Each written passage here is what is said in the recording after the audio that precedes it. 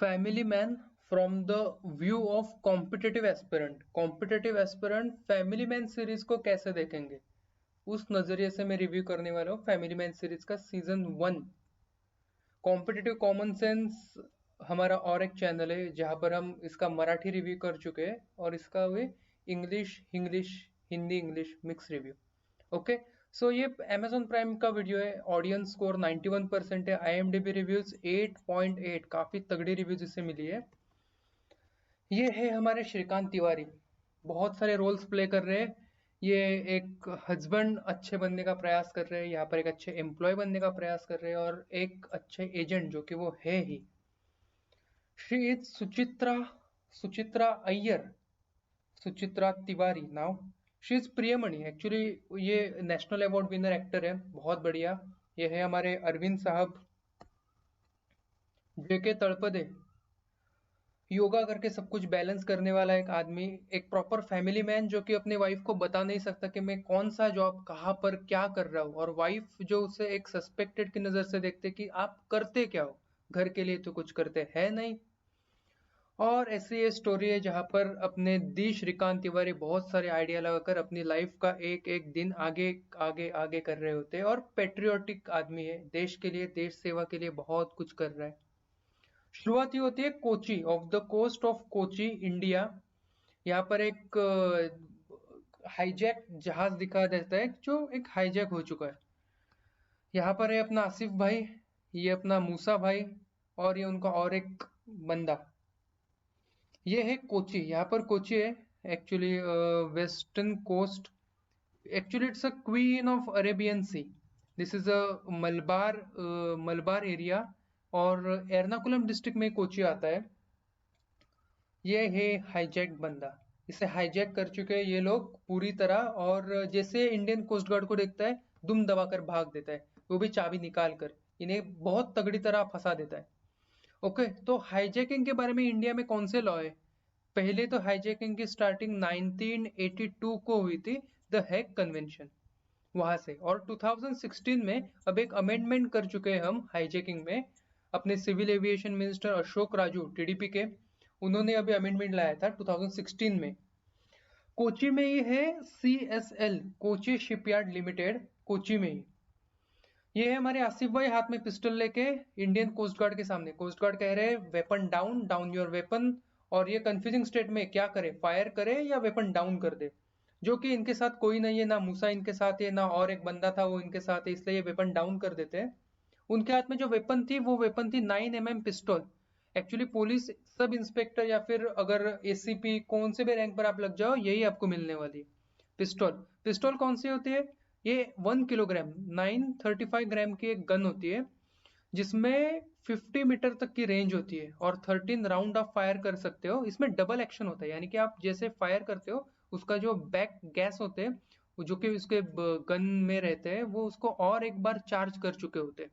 तो आप 13 राउंड लगातार टप टप टप करके फायर कर सकते हो।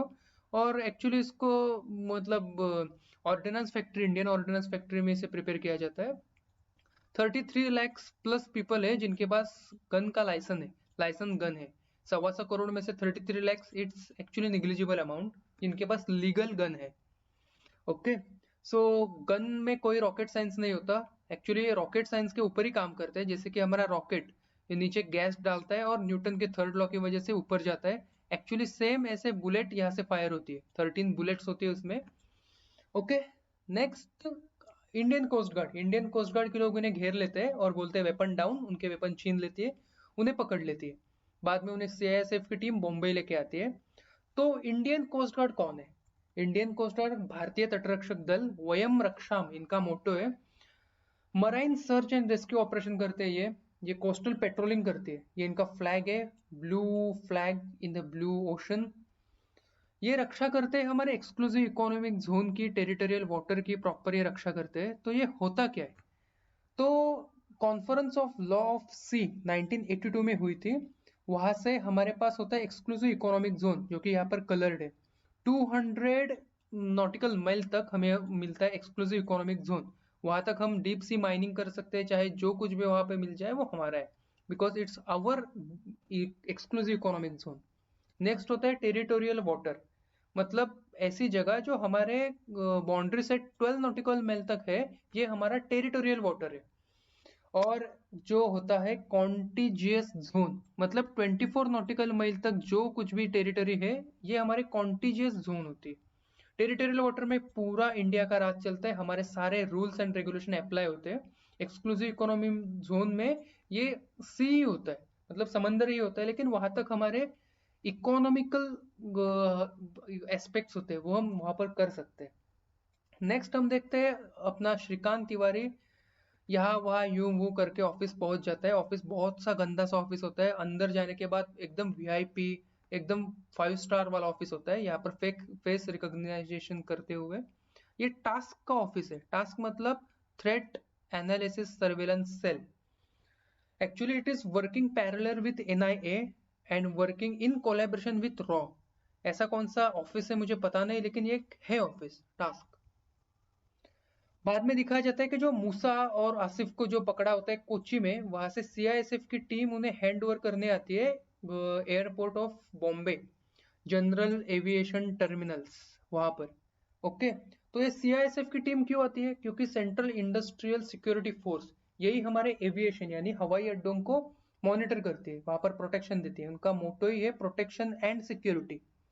एक्चुअली ये आई ही है इन एक्ट ऑफ पार्लियामेंट से 1969, इंदिरा गांधी की सरकार में ये एक एक्ट से ये सेंट्रल इंडस्ट्रियल सिक्योरिटी फोर्स आई है। एक्चुअली अभी वो स्पेशल सिक्योरिटी ग्रुप्स यानी सिक्योरिटी भी प्रोवाइड करते हैं। अभी 2006 से ये स्पेशल सिक्योरिटी प्रोवाइड करते हैं, होम मिनिस्ट्री के अंडर ही आती है।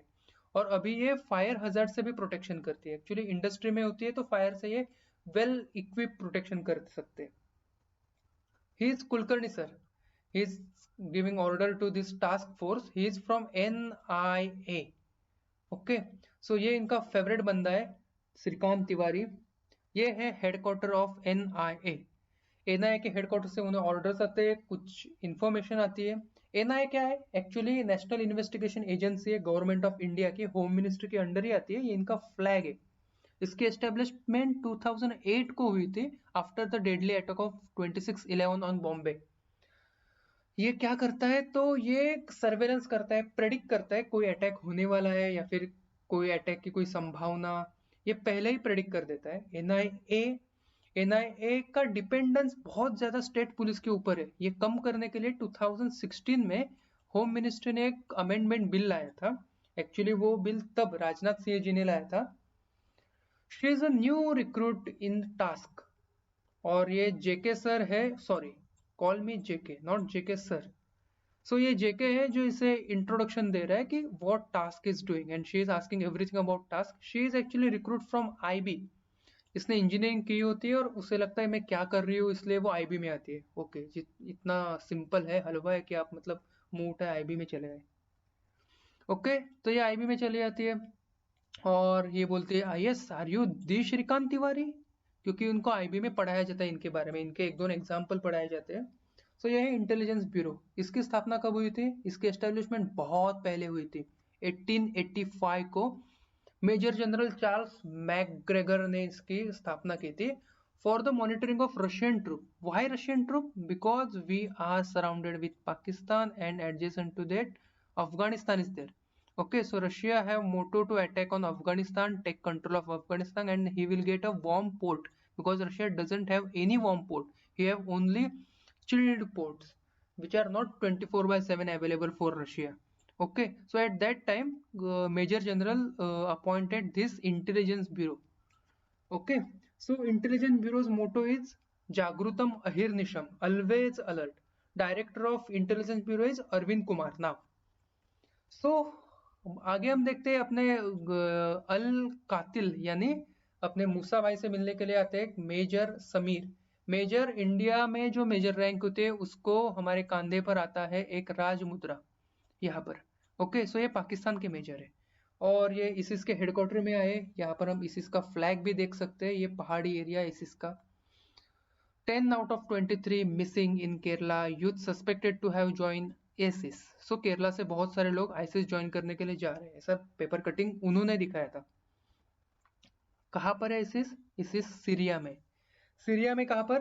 तो ये जो कलर्ड एरिया है यहाँ पर आईसिस है, और ये है आईसिस का लोगो, आईसिस का फ्लैग, और ये है महोदय जिन्होंने आईसिस का मतलब सर्वे सर्वा थे 2019-20 तक। यूएस ने इनको किल किया, ये सुसाइड बॉम्ब से खुद ही मर गए। बगदादी जो खुद को खलीफा मानते थे, मतलब खुद ही खुद को खलीफा घोषित कर दिया था। ये एक्चुअली सुन्नी जिहादिस्ट ग्रुप है आईसिस।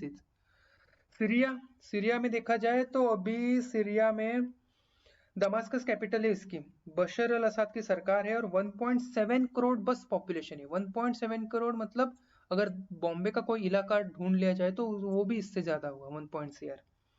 उसके बगल में है अपना तुर्की, तुर्की की कैपिटल है अंकारा, अर्दोगान की सरकार है। 8.2 सीआर उनके टोटल पॉपुलेशन है। इनका पॉपुलेशन थोड़ा ज्यादा है क्योंकि तुर्की एक मतलब प्रॉस्परस एरिया है बहुत ही। इराक और ईरान, ईरान की कैपिटल है तेहरान, हसन रोहानी थे, अब अली खामेनी की सरकार है। 8.2 से उनकी भी पॉपुलेशन है। और अगर इराक देखा जाए तो बगदाद, बगदाद में मुस्तफा अल कामेदी की सरकार है, दिनार इनका करेंसी। नेक्स्ट ये डोमेस्टिक वायलेंस देख सकते हैं, तुम क्या करते हो घर के लिए, ये कहते हैं मैं बहुत कुछ करता हूँ लेकिन बता नहीं सकता। ओके, डोमेस्टिक वायलेंस असाइड, हमारे हीरो है अथर्व।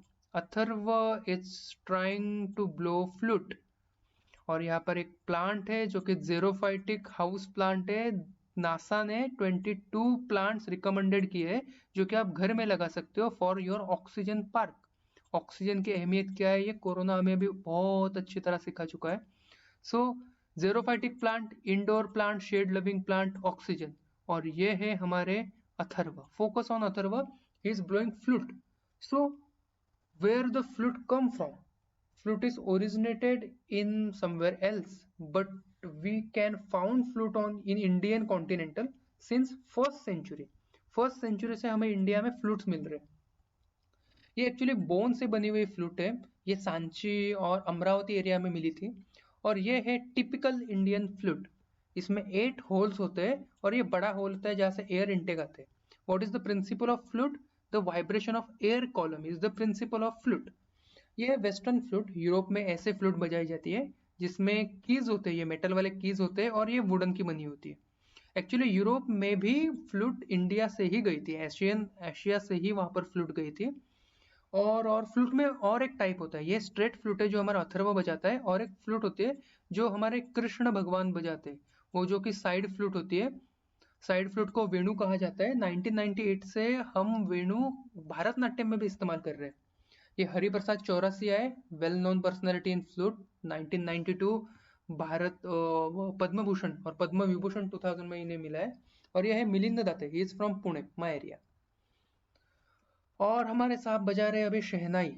तो शहनाई कहाँ से है ओरिजिनल? कहीं से नहीं, हमारा ही है ओरिजिनल।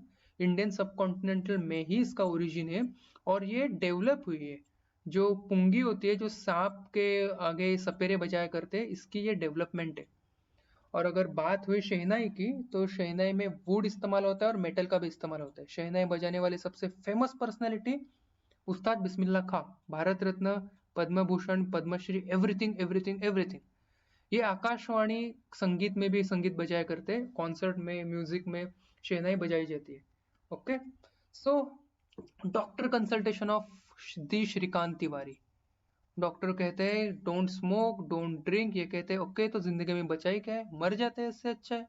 तो आप स्मोक कब करते हैं? जब टेंशन आता है। टेंशन कब रहता है? 24/7।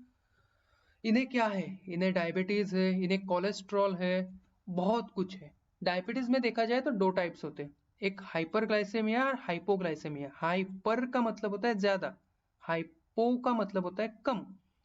शुगर होल ब्लड में मेजर किया करते हैं, और वो ब्लड प्लाज्मा में मेजर करते हैं। उसका इंटरनेशनल यूनिट है मिली मोल पर लीटर शुगर का। और अगर शुगर ज्यादा हो तो चल जाता है, लेकिन कम हो तो नहीं चलता, बिल्कुल नहीं चलता। जैसे कि हम देखते हैं कि हमारे ब्रेन सबसे इंपॉर्टेंट ऑर्गन है। ब्रेन को क्या लगता है? ब्रेन को बस 24/7 लगता है ग्लूकोज और ऑक्सीजन। 1/10⁵ सेकेंड के लिए भी इसमें से एक भी कम हुआ तो सेल परमानेंटली डाई होते हैं, और हमें पैरालिसिस भी हो सकता है। इसलिए शुगर कम ना हो, इसलिए एक चौकी टॉफी अपने पास रखा करो। ये डॉक्टर इन्हें कहते हैं। ओके, सो तभी उन्हें फोन आता है कहीं बॉम्ब ब्लास्ट हुआ है काला घोड़ा में और ये गायब हो जाते हैं छू। ये है द क्वेटा, जहाँ पर सारे डेविल्स एक साथ बैठे हैं पाकिस्तान में। क्वेटा है कहाँ? ये बलूचिस्तान में, पाकिस्तान के। बलूच एरिया कहाँ पे है? ओके, ये बलूच का लोगो है। ये है ऊंट, उष्ट्र। और इंडिया में उष्ट्र संशोधन केंद्र है राजस्थान बीकानेर में। बीकानेर की भुजिया बहुत फेमस है। और ये है उनके डेजर्ट्स, जिन्हें कहा जाता है hot desserts of Balochistan. Okay, India में डेजर्ट कहाँ है? बस राजस्थान में ही है। ये है मेरी खुद की ड्रॉ की हुई डायग्राम। ये बलूचिस्तान, इसका कैपिटल है क्वेटा। और पाकिस्तान में 4 प्रोविंस है, 4 यूटी है। 4 प्रोविंस कौन से है? बलूच, सिंध, पंजाब, इस्लामाबाद। सबसे फेमस इस्लामाबाद और पंजाब, बाकी तो बस ऐसे ही है। बलूच सबसे बड़ा है लेकिन पॉपुलेशन बहुत कम है इसकी, बलूचिस्तान की। उसका कैपिटल क्वेटा है, सिंध की कैपिटल कराची, पंजाब की कैपिटल लाहौर और इस्लामाबाद की कैपिटल है पेशावर। नेक्स्ट ये है पास। ऐसे पासेस है, पहाड़ी एरिया है पूरा, ऐसे पासेस से गुजरना पड़ता है। यहाँ पर है अफगानिस्तान, जहाँ से लोग बलूचिस्तान क्वेटा आते हैं, बलूचिस्तान से पंजाब, पंजाब से दिल्ली, दिल्ली टू कलकत्ता। ऐसा पहले ट्रेड हुआ करता था, तब ये पासेस इस्तेमाल होते थे। ये बहुत ट्रेड से फ्लरिश था, लेकिन अब कुछ भी नहीं है। अब बस माइनिंग होती है और बस थर्ड थर्ड थर्ड फायरिंग होती है। ये हमारे है फ्रेंड, नेबरहुड पाकिस्तान, अफगानिस्तान, चीन, नेपाल, भूटान, बांग्लादेश और यहाँ से पाल्क। और ये है समुद्र, पाल्क की सामुद्र धुनी। और ये है श्रीलंका। यहाँ पर छोटा सा लक्षद्वीप आइलैंड और इसके नीचे मालदीव, इसकी कैपिटल है माले। ओके, सो हमने फर्स्ट सीजन में से पहले 3 पार्ट को मैं रिवील कर चुका हूँ। अभी बाद में आने वाले पार्ट्स में रिवील कर दूंगा, जहाँ पर क्या होता है, कौन से काला घोड़ा बॉम्ब स्फोट होता है और बहुत कुछ है, बहुत कुछ रिवील करने के लिए। सो मुझे कमेंट्स करके बताओ आपको क्या अच्छा लगा, क्या बुरा लगा, कुछ इंप्रूवमेंट करनी चाहिए या नहीं। Thank you, keep supporting us, like, subscribe, everything everything everything.